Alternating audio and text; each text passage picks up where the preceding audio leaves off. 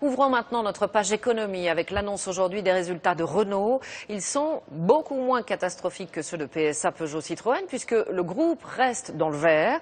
Vous le savez, la direction tente d'obtenir un accord de compétitivité de la part de ses salariés. Et pour faire aboutir les négociations, Carlos Ghosn est prêt à faire un geste, mais un geste mesuré sur son salaire. Caroline Thébault, Dominique Bonnet. Un pas en avant vers les salariés. Voilà ce que le patron de Renault fait valoir ce matin en annonçant un report d'une partie de son salaire 2012. 30% de sa part variable sont mis de côté jusqu'à fin 2016, soit de l'aveu même du PDG, 420 000 euros. Ce que je souhaite, moi, c'est compte tenu de la part un peu émotionnelle qui a tourné autour de ça, c'est de faire un geste clair qui soit accepté par le Conseil, de façon à bien dire que je suis sensible. Une annonce alors qu'il négocie actuellement avec les syndicats. D'un côté, la direction s'engage à produire autour de 800 000 voitures par an en France et à ne pas licencier.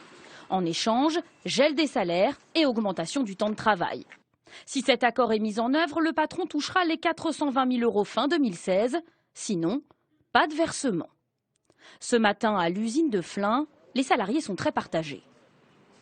C'est une bonne chose parce qu'il fait des efforts lui aussi. Il nous demande des efforts à nous, mais il en fait aussi de son côté. Pour moi, c'est de la poudre aux yeux, c'est pas un effort qu'il fait.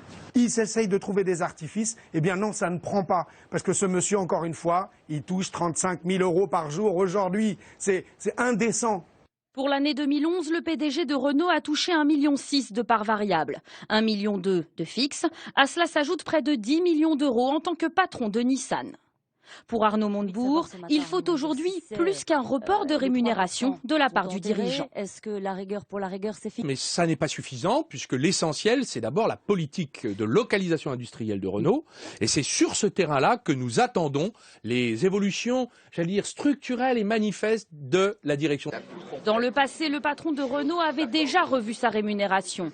En 2011, après l'affaire d'espionnage, le PDG avait renoncé à la totalité de sa part variable d'alors, soit 1,6 million d'euros.